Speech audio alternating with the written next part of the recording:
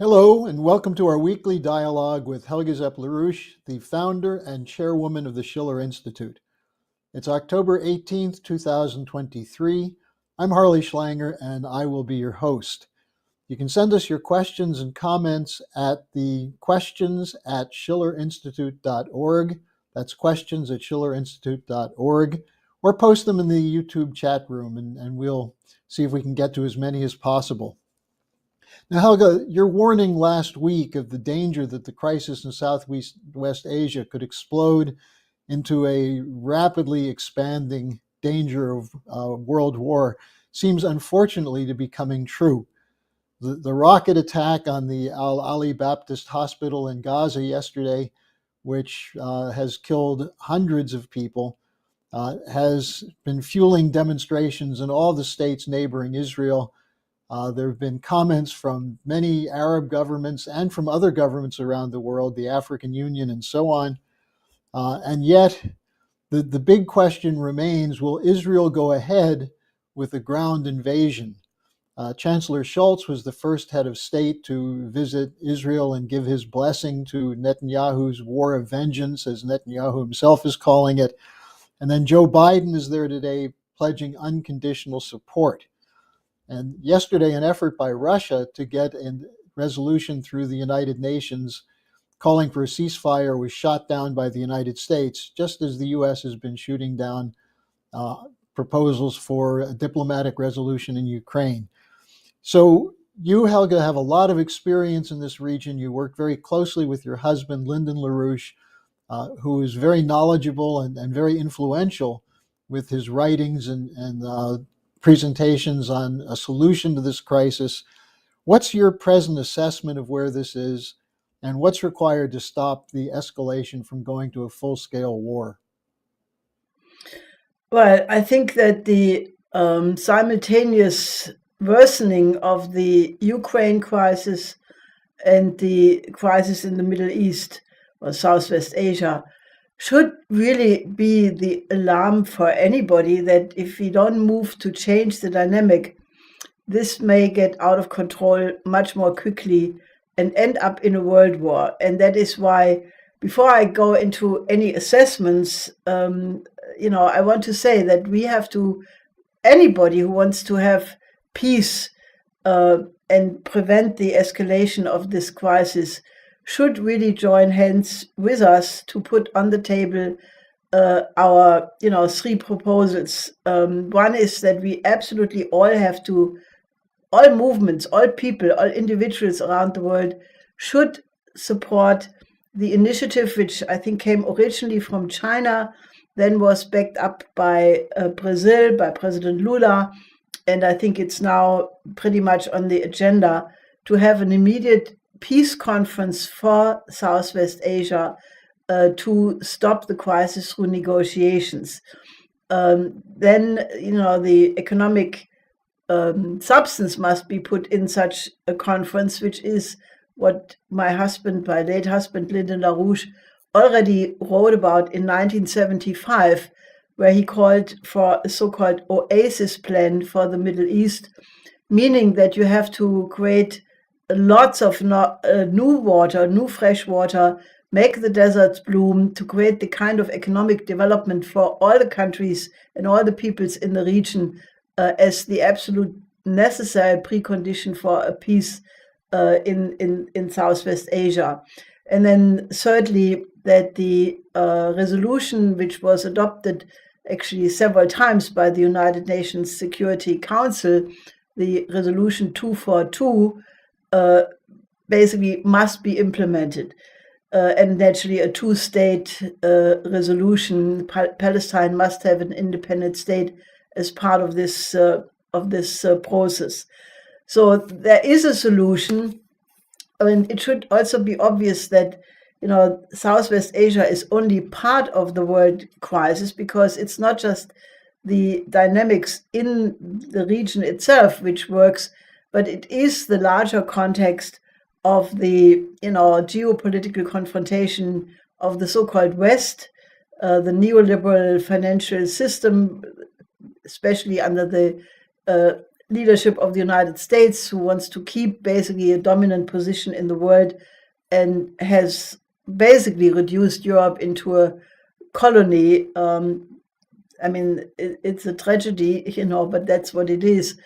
Against the emerging new world economic order, around the BRICS Plus, the global South, the global majority, where it would be so easy to solve it, but they decided to keep the confrontation. And that dynamic is the underlying dynamic, even in Southwest Asia and naturally in Ukraine. And that is why a peace plan, a peace conference for the Middle East can only be the first stepping stone for a new security and development architecture for the whole world, which must take into account the security interest of everybody, every nation on the planet.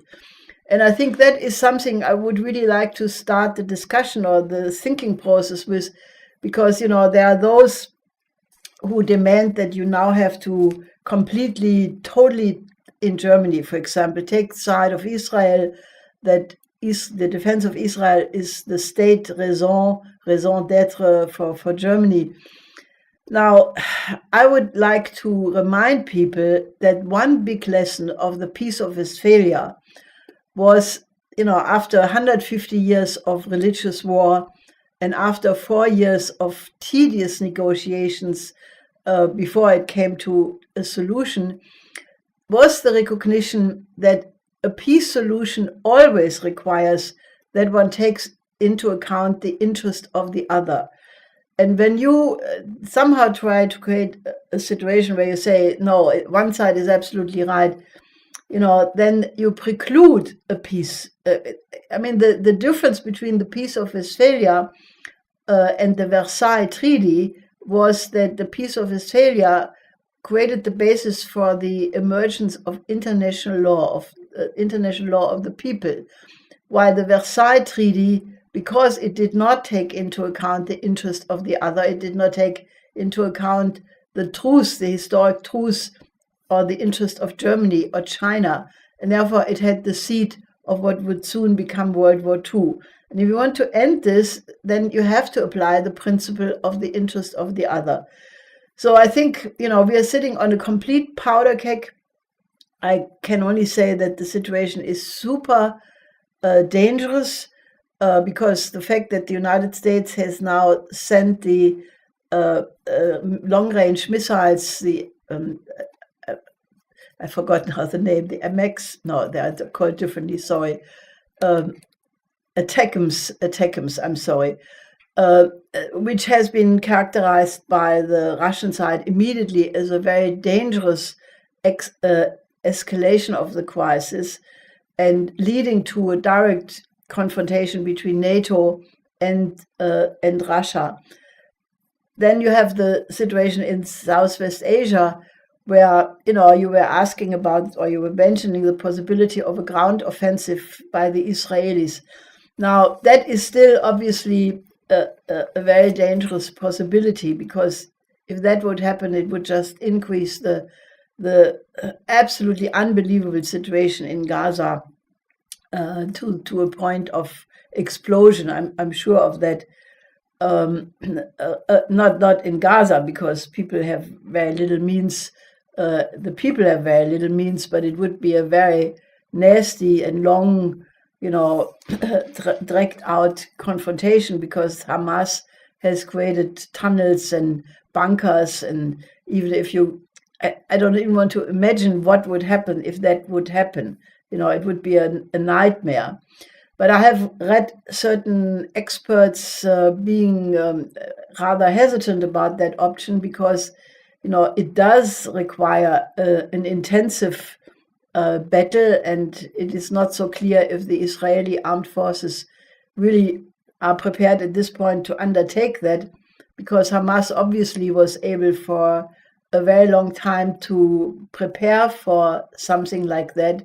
They do have a lot of tunnels and very elaborated defense systems. And naturally, that would then leave the flank with Lebanon open.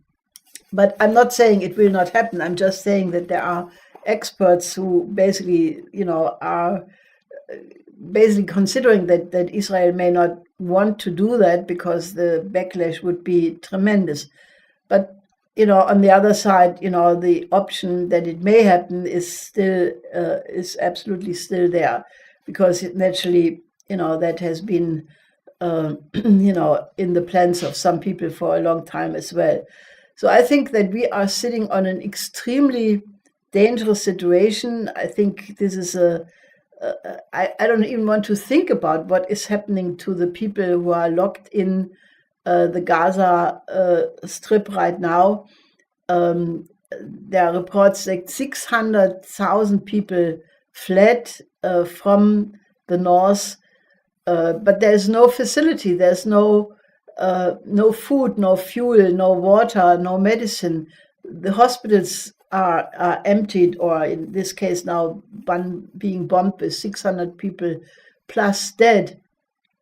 Many roads, you cannot drive anymore over it because they're full of rubble from the bombings. The situation at the only place where people before could leave at the border with Egypt is closed. Egypt has apparently made a decision that they do not accept the Palestinian refugees to come to Egypt. So the situation of these people is absolutely, I don't even want to imagine what people are going through in this kind of situation. Now, I think that anybody who is reasonable must really mobilize everything we can to say that a diplomatic solution, a ceasefire, negotiations is the only way out of this situation, and must really mobilize for that. Anything else, anything which encourages either the one side or the other to keep up the fight, I think is threatening that this thing goes completely out of control, leading to a world war. And that would be the end of everything. Well, Helga, as you mentioned, part of the mobilization is the new leaflet that the Schiller Institute has put out, which is an emergency call under the headline, Westphalia, not Versailles. And that's available on the Schiller Institute website. And I would urge people to read it and circulate it, because it gets right to the heart of what you were just discussing. Now, there are a number of questions that have come in about that situation in Southwest Asia, but I want to hopefully have some time to broaden it to other areas. But let me start with comments from two people who are longtime collaborators of ours. One is a very good supporter, but quite demoralized, and asked, isn't it too late to insist on a two-state solution for Israel and Palestine right now? And then a second, more hopeful supporter asked, haven't we learned yet that a violent response just begets more violence? So I wonder if you have comments for those two questions. On the second question, the answer is obviously yes. As long as you keep answering with revenge, even if it may be understandable and people have all the reasons to say that the suffering became too much, and you had,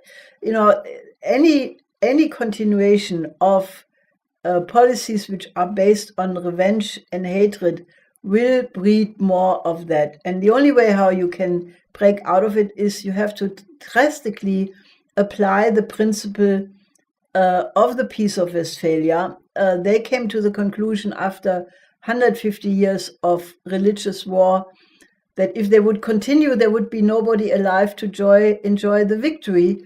And they came to the conclusion that as a principle of foreign policy, hatred has to be replaced by love. Now, applied to the situation in Southwest Asia, that sounds obviously, very, very far off, but it's nevertheless true. Now, that love doesn't have to be some strange romantic idea what love is. Love in this case would mean to create the economic conditions for the other side to have a decent, fulfilled life. And the poverty in the region is absolutely incredible. So the Oasis plan, which was proposed by Linda LaRouche in 1975 already, is still an extremely viable conception, because it basically said that you have to create the infrastructure to have agriculture. You have to green the deserts. In order to green the deserts, you have to produce a lot more fresh water. And how do you do that? You do it by peaceful nuclear energy being the energy source for the desalination of huge amounts of ocean water, with which you can build canals and irrigation of agriculture and so forth. You have aquifers, which are, for the short term accessible. They already used in Israel and other countries in the region ionization of the atmosphere to cause rainfall patterns. All of these things could be applied to completely change the situation and indeed have agricultural development, industrial development, basic infrastructure. Now with the Belt and Road Initiative being potentially extended into the entire Southwest Asia, this was what was the plan after the rapprochement between Iran and Saudi Arabia. That can still be put back on the table. Even the EMEC, the India Middle East Economic Corridor, which was announced recently, and which had a little geopolitical connotation, being against the BRI. It doesn't have to be against the BRI. These infrastructure projects tend to grow into each other once you develop them, and they can be the basis for peace of everybody. So I think that idea that you have to stop the hatred and replace it with love, and love being, to do the good for the other, is the only option. And, wise people on all sides are being called upon to act on that basis. Now, a two-state solution, I know it's very difficult now. It has been attempted to ruin that option by all these settlements, which obviously is a huge problem. But if there is an overall approach, and maybe the Middle East is just the first step, and you need a new global security and development architecture. I mean, if the United States and Russia and China, to start with, would get an agreement, all problems could be solved. The only reason why these regional problems cannot be solved is because, they're proxies for the larger context of the strategic showdown between the US, NATO, Russia, and China. But, there is right now a whole other world emerging with the BRICS and, the 10-year anniversary of the BRI, which is being, celebrated right now in Beijing. That's an incredible success story, despite the meek efforts by the Western media to say, oh, it's such a failure. The 10 years BRI have transformed many countries of the world. They have completely changed the dynamic whereby the global South countries are, for the first time, see the opportunity to overcome underdevelopment. I mean, that spirit can be brought even into Southwest Asia. And, I think that, it's not that everybody in Israel wants to continue on this path of confrontation. Look at around the world. There are many Jewish organizations around the world demonstrating in Washington, elsewhere. So it's not an issue between the religions. It's an issue, between basically those people who agree that we must absolutely end the war and overcome geopolitics by a peaceful solution which allows the survival and well-being of everybody. Well, Helga, I think you convinced one of our questioners who asked, how do we prevent failing into emotional counter-reflex and maintain unity and prevent communities from falling against each other? And then he answers his own question. The Oasis plan seems like one example. Now, here are two questions that are basically the same. One from Facebook, someone asks, Will the Israelis rise up and defeat Netanyahu so he's replaced by someone willing to seek peace with the Palestinians? Someone else wrote, 6 weeks ago, there were hundreds of thousands of Israelis in the street protesting Netanyahu's so-called judicial reforms. Is this crisis deflecting all opposition to him? So what can you say about what's happening in Israel? Well, I mean, the conflict, which was the subject for a long time and where people were demonstrating against judicial reform, that conflict is not gone. It has been papered over, because of the present crisis and the short-term, in my view, short-term so-called national unity government, which includes, Benny Gantz, it includes some others, but it does not include the major opposition party for once, with Lapid. Then, I think this will not hold very long. And, I think Israelis and Jewish people all over the world, they are right now in a absolute nightmare situation. But I think once reflection sets in, I think that the idea that we absolutely must find a higher level of reason will settle in. And, in that case, I think also Netanyahu's political future may not be one to look forward to, because, he has some very personal reasons why he's doing what he's doing. And, I think that the Israelis will find a way of dealing with that once we have this overall framework to settle the crisis. Now, Helga, you mentioned the Ukraine situation. We do have a question from someone who asked about the fact that it was reported now by Zelensky that U.S. ATACMS missiles have been delivered to Ukraine, and Zelensky saying this could be a game changer. Biden had previously said he wasn't going to send them, and then he seems to have done it through a back door, through very quietly. This does seem to signal an intent that the U.S. is not giving up, and NATO either, on using the proxy war to severely damage Russia. What would you say to that? Well, I mean, Biden made this unbelievable remark about, I think it was in 60 Minutes, where he said that, one has to put, quote, Putin down. I mean, for a president of a country to say that about the strongest nuclear power in the world, I mean, I don't want to comment on Biden. People have said already a lot about it. But to say such a thing, it is so beyond the beyond. I mean, Putin answered to that, and he was relatively nonchalant and generous about it, given the enormity of the statement. But, I think, unfortunately, behind all of that is, I really hate to say this, but I think behind all of that is the clear escalation intention to escalate the situation.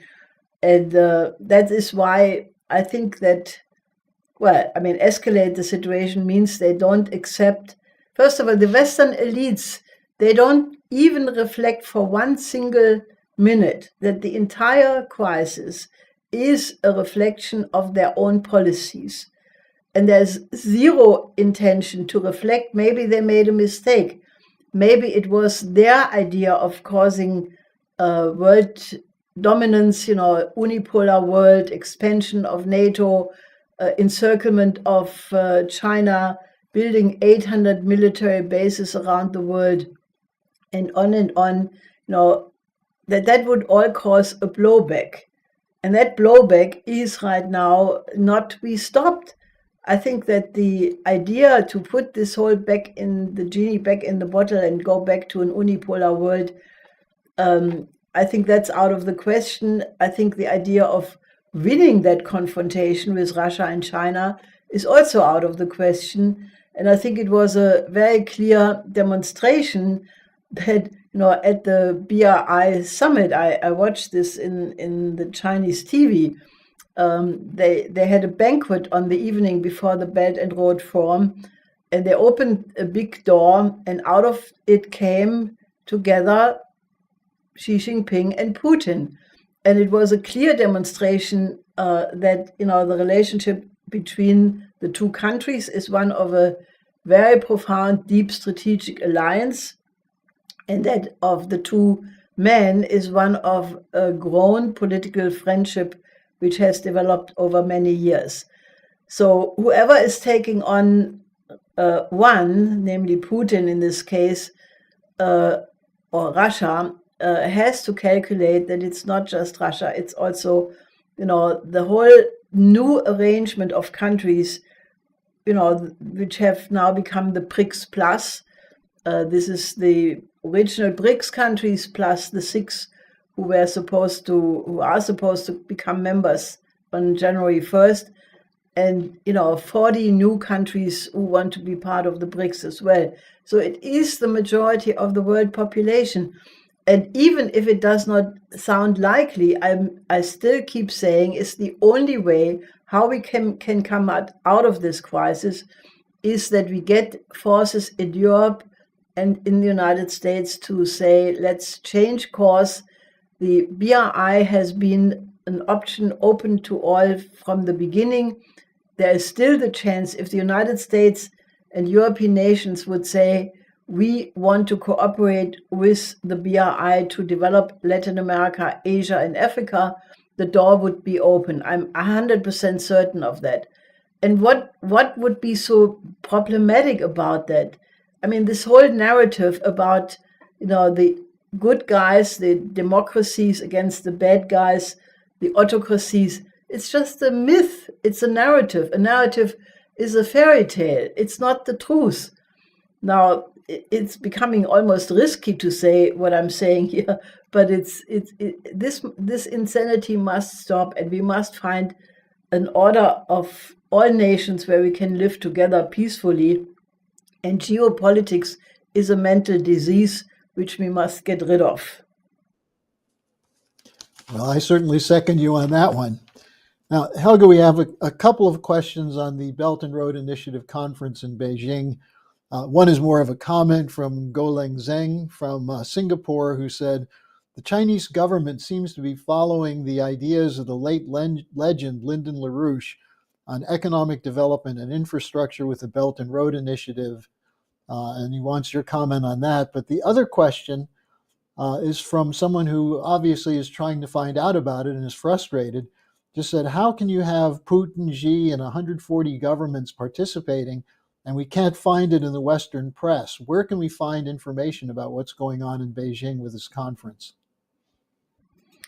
Yeah, that is really amazing. I was also listening to the media here in Germany, and there is one report after the other that, the Belt and Road Initiative is a complete failure, that it just causes a debt trap for the participating countries, and on and on. And, again, nothing is more a lie than that, because the Belt and Road Initiative, which is now 10 years old, is indeed the greatest infrastructure project in history. It has completely changed the dynamic. I mean, if you're blind to that, you're just not willing to face the facts. Through the developing countries in the form of the non-aligned movement have tried to get justice to overcome colonialism for half a century or more. In the beginning, it starting maybe with the Bandung Conference in 1955, which was between Asia and Africa, there was the hope that this could be realized very, very quickly. But then it turned out that the independence fights, where many countries did win independence, it did not really get them real independence, because the conditionalities of the IMF, for example, the lack of access to credit for development, the imposition of conditionalities which would force countries to not invest in healthcare infrastructure in order to pay the debt, the debt trap was long before China even played a significant role, to the IMF, to the World Bank. And many of these countries got entangled into a complete impossible situation. Many of their leaders were assassinated. If a leader of a developing country started to seriously fight for his nation, there were many incidents where people were eliminated. There's a long history of that. But then, obviously what my late husband, LaRouche, and the people associated with him for half a century were fighting for, it's now happening. But we put out these economic development programs for a very long time, and you can read them all. Go to our archives and you can read up on the history of that. But the reason why these countries of the global south now feel empowered to actually accomplish what we proposed is because of China.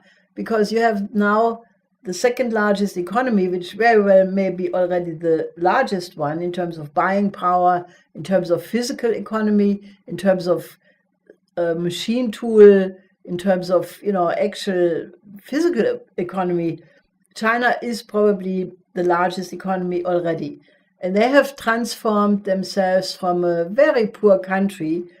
In the time of the Cultural Revolution, the economic level of China was not better than that of some Sahel zone African nations, very, very poor.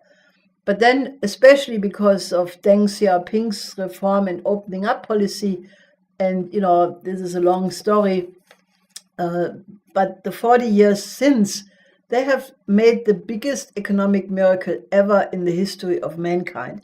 They lifted 850 people of their own people out of poverty and, eradicated extreme poverty by the end of, I think it was 2020 or maybe 21. But it's eliminated by an enormous effort to reach out to even the most remote areas in rural areas and think about ways of how every single family could be participating in these programs, e-commerce for farmers, in manufacturing, education, all kinds of ways. And that example has incredibly encouraged the countries of Africa, Latin America, and Asia, that they also can overcome their own poverty. And that is something you cannot reverse.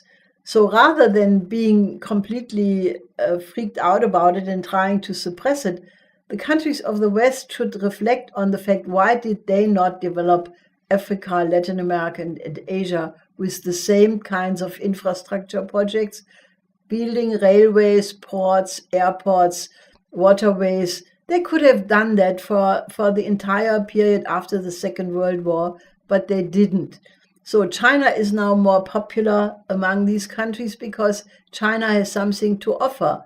And, if, you have the choice between either economic development and develop your own resources that you can actually become a middle-level income country in the short to medium term, or just being an attachment to an aircraft carrier for some regional wars and security build-up. And it's clear why these countries of the global south prefer to work with Russia and China, because it's Russia as well, because Russia is offering them a lot of participation, for example, in the development of nuclear energy. So it is very clear why the countries of the global south refuse to be drawn into this conflict, and why they refuse to condemn Russia, because they know this narrative is not true, and it doesn't correspond to their own experience. So it remains the situation, that we have to convince the United States and the European countries to stop their opposition and to cooperate, and then we can find a solution. Well, Helga, we do have a couple questions on the U.S. political situation, but I think we can postpone those till next week. But I have one I think you'll find interesting. I was speaking at an event the other day, and someone came up to me and he said, I'm so happy to meet someone who knows Lyndon LaRouche. I heard him speak a number of years ago, and I thought, this man's brilliant, but he's too philosophical to understand. And he said, but I'm now happily involved in trying to think that way myself. But how can I inspire other people to take up such profound ideas? Well, I think that I think the questioner has already the right approach by being a philosophical mind yourself. I mean, if we are living in such a dull environment, where if you compare our present political class with even the people in the post-war period, you had Nehru, you had Sukarno, you had de Gaulle, you had Adenauer, you had Indira Gandhi, and many others. Or even in Germany, if you look at Franz Josef Strauss, Herbert Wehner, Helmut Schmidt, these were people, you may not have liked all of them and not agree with all of them, but they were powerful minds. They would really demand respect, because even if they had different views, they were thinkers, they were intellectuals, they were giants compared to the present crop of politicians. And because of this effort to, Gleichschaltung, to have Gleichschaltung, where all the newspapers are only publishing the official narrative, when you say just something which is not exactly what is the prescribed data line, you get ostracized. Look at what happens at the Frankfurt Books Fair right now this week. They had basically selected a Palestinian writer, a woman, because she had written a book which was discussing the some destiny of a Palestinian who was kidnapped and murdered eventually early on in the 50s or so. So she was supposed to get a prize, and now they kicked her out. She doesn't get the prize. She doesn't get even a room for a discussion, because it supposedly doesn't fit the present situation. Another person was daring, another recipient of a prize, dare to say that the attack by Hamas is disgusting and horrible, but one has to also understand the side of the Palestinians. And he was completely attacked. More down, he doesn't, in this climate, where you have really, it reminds you so much what happened in the 30s, where eventually, Goebbels triumphed, and in the post-war period, British intelligence said that they have to learn to out-Goebbels Goebbels. And I think that's exactly what is happening. And in an environment like that, what is needed is civil courage. If you are a philosophical mind, you can inspire the people around you, because you're not adjusting to this horrible mediocrity. You can attack certain politicians because they're evil, but what's even more stifling is the fact that they're so absolutely horrifyingly mediocre. And in that environment, be a philosophical mind. Do have the courage to discuss great ideas, and discuss the ideas of my late husband, because he was a visionary. He predicted the present collapse of the financial system. He had the vision of how to create a better world, and it is happening right now. Many times I'm thinking, if he would just be alive to see what is happening, because it would be the fulfillment of what his whole life was all about. And he could not live to see it, which I find, in a certain sense, very, very, it fills me with a certain sadness. But, maybe he's somewhere still capable of seeing what is happening. I don't want to make any speculations about that. But, I think be courageous, read the aesthetical letters of Schiller, where at one point, he discusses that question, what do you do when the governments are corrupt and the masses are apathetic. Where should the solution come from? And I think in the 8th or in the 9th letter, Schiller says that Athena, when she came down on earth, she was fully armed. She was, dressed up in armor. And her first sentence was, be courageous to be wise. And I think that's a very good advice. And I think people who have right ideas and are aware of how dangerous the situation right now is, they should have the civil courage to speak out, because too many people say, oh yeah, I agree with you in private, but don't expect me that I speak out, because I will be immediately ostracized by all my friends who all have adjusted to the public narrative. So be wise.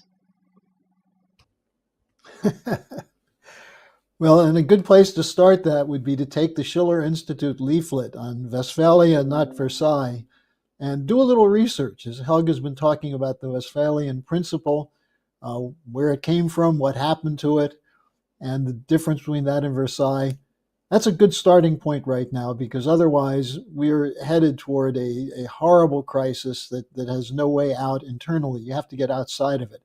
So Helga, thanks for joining us today, and we'll see you next week.